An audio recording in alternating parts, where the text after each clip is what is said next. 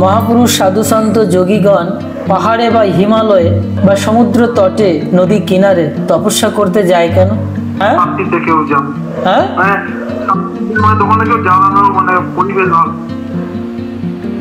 এটা সবাই জানে। আরেকটা জিনিস আছে, এটা সবাই জানে, বাইরের ঝামেলা, সমস্যা, হই হুল্লোড়, বিশৃঙ্খলতা, এর ভেতরে তো সাধনাটা হতে চায় না, তাই তারা নিভৃতে নির্জনে চলে যান, সত্য। কিন্তু আসল মুখ্য উদ্দেশ্য কি জানেন? যখন কেউ হিমালয়ে পাহাড়ে তপস্যা করেন, সে তখন হিমালয়কে দর্শন করে।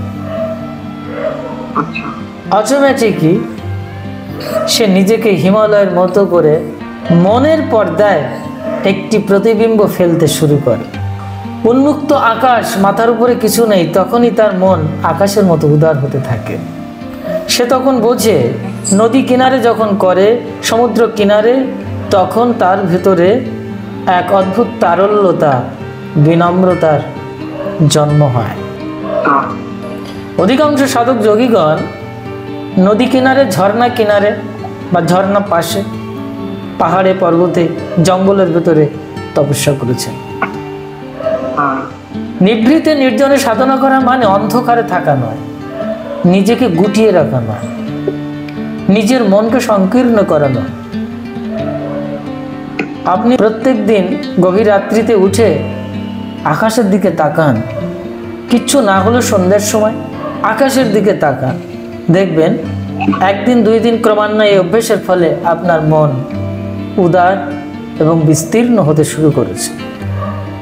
আকাশের দিকে তাকাতে আপনারা ভুলে গেছেন, প্রকৃতির বন বনানীর কথা ভুলে গেছেন, নদীর কলতান, তরঙ্গ, উচ্ছ্বসিত ধারা, স্রোত, পাখির গুঞ্জন, ঝিঝি পোকার সেই ওমকারের ধ্বনি প্রকৃতিতে চারিদিকে রয়েছে। এসবের দিকে আপনাদের ধ্যান নেই। ধ্যান কেন থাকবে? কারণ এক শ্রেণীর মানুষ আমরা বলেছি এসবই মায়া, ভ্রম, এসবের ভেতরে যেও না। নিজেকে গুটিয়ে রেখেছেন, ঈশ্বরকে একটি ঘরের কোনায় পুতুলের মতো করে রেখে দিয়েছেন না। কারণ রামকৃষ্ণ পরমহংসদেব ওই দক্ষিণেশ্বরের ঘরের ভেতরে একটি কালী মূর্তি ছিল, তার তপস্যা করত। তাই আপনারা ভগবানকে একটি সাধারণ বিগ্রহ ভেবে বসে আছেন। তাই আপনারা ভগবানকে একমাত্র আপনার ঘরের বা যে জায়গায় সব চিত্রপট বা বিগ্রহ দেখেন, ওটাকেই ভগবান মনে করেন, আর বাকি সব হচ্ছে কি বলবো, ঈশ্বরকে পেতে গেলে ঈশ্বরের দৃষ্টি খুলতে হয়। ভয় থেকে মুক্ত হতে গেলে নিজের মনকে উদার করতে হয়, সারল্যতা আনতে হয়। যখন সত্যিকারের আপনার ভেতরে সারল্যতা আসবে, আপনারা বাচ্চা ছেলে, তখন দেখবেন সমস্ত ভয় দূরীভূত হয়ে গেছে। আপনার তখন মনে হবে আপনি দিগ্বিজয়ী। আপনার থেকে আমি অনেক ছোট, তখন অনেক অনেক ছোট। আমি খুব ভয় কাতুরে ছিলাম, কিন্তু আমার হৃদয় এত বিশাল ছিল যে আমার মৃত্যুর কোনো ভয় ছিল না। সব থেকে বড় ভয় হচ্ছে মৃত্যুর ভয়, দ্য ফিয়ার অফ ডেথ। ক্রমান্বয়ে জানতে পারলাম, ক্রমান্বয়ে জানতে পারলাম যে হ্যাঁ, আমার এখনো ভয় রয়ে গেছে। তো এটা দীর্ঘ সময় ধরে সাধন প্রক্রিয়ার মাধ্যম দিয়ে গুরু কৃপা বলে একটি সময়, প্রায় তা 10 থেকে 15 বছর সময় লেগেছে। এখন আপনি যদি মনে করেন এখন হঠাৎ করে একটি মন্ত্র এবং তাবিজ দিলে আপনি নির্ভয় হয়ে যাবেন, ভয় কখনো মন্ত্রতন্ত্রের দ্বারা দূরীভূত করা যায় না। ওগুলো হচ্ছে মনস্তাত্ত্বিক ব্যাপার, মনের অনেক সূক্ষ্ম বিকার। এইসব বিকারগুলো মল রূপে প্রকট রয়েছে কারণ শরীরে, এগুলোকে ডিলিট করতে হয় সাধনার দ্বারা, মুছতে হয়, অনেক সময় লাগে। এটার জন্যে আপনার যে সমস্ত কৃতকর্ম কর্তব্যবোধ, সেগুলোকে উপেক্ষা করলে চলবে না। আর আপনাকে একটি অদ্ভুত কি করতে হবে, রুটিন মেনটেন করতে হবে। আর পাশাপাশি নিজেকে ছেড়ে দিতে শিখতে হবে। ছেড়ে দিয়ে টুক করে আবার নিজেকে ধরে নিতে হবে, আবার ছেড়ে দেব, আবার ধরবো।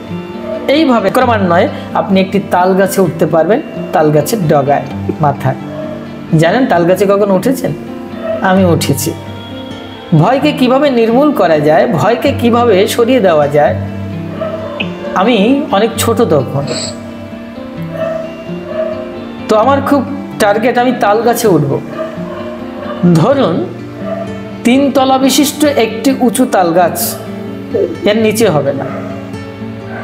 আমি প্রাইমারি স্কুলে পড়ি, আমি খালি গায়ে, পূর্ণ খালি গায়ে নয়, আমার গায়ে একটি ছ্যান্ডো গেঞ্জি রয়েছে।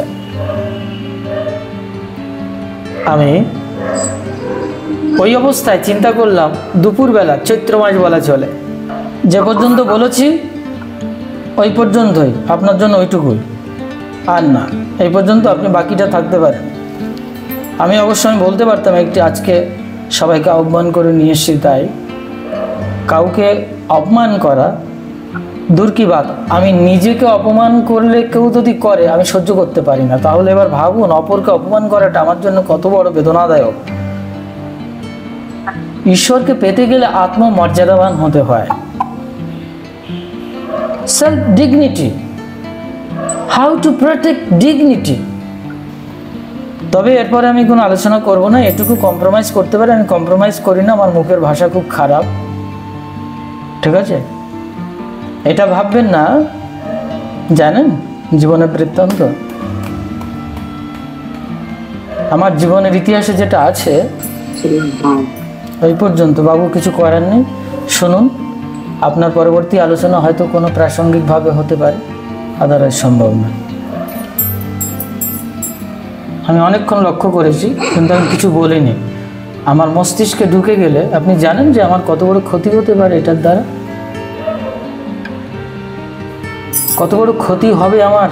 আপনার কিছু হবে না, আপনাদের মঙ্গল কামনা করি, কিন্তু আমার কি ক্ষতি হবে জানেন? আমার কি ক্ষতি হয়? ধরুন আপনি একটি ছেলেকে, যে গাছে উঠতে জানে না, তাকে গাছের মাথায় উঠিয়ে দিলেন, তারপর দিয়ে আপনি ওখান থেকে চলে গেছেন। এবার কি করবে? আমি হচ্ছে সেরকম ধরনের বোকা মানুষ।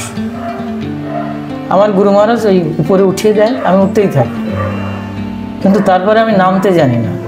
কিন্তু যখন কেউ আমাকে ফেলে এরকম চলে যায়, তখন আমি প্রতিহত আঘাতপ্রাপ্ত হই, তো আমার মস্তিষ্কে আঘাত লাগে, একটা সার্কিট তখন ডিসঅর্ডার হয়ে যায়, যাকে শাস্ত্রীয় পরিভাষায় যোগীর পদ্ম পাপড়ি বলা হয়, সহস্রা। আমার কাছে ক্ষমা চাওয়ার কিছু নেই, আপনি নিজে আত্মমর্যাদাবান হন, এটা ভালো হয়। নিজের দিকে নিজে লক্ষ্য রাখুন, ব্যাস, ঠিক আছে। আর বাকিটা লেকচার শুনবেন, জুড়ে আছেন, থাকুন, ভালো থাকুন। সর্বে ভবন্তু সুখিনঃ, সর্বে সন্তু নিরাময়াঃ।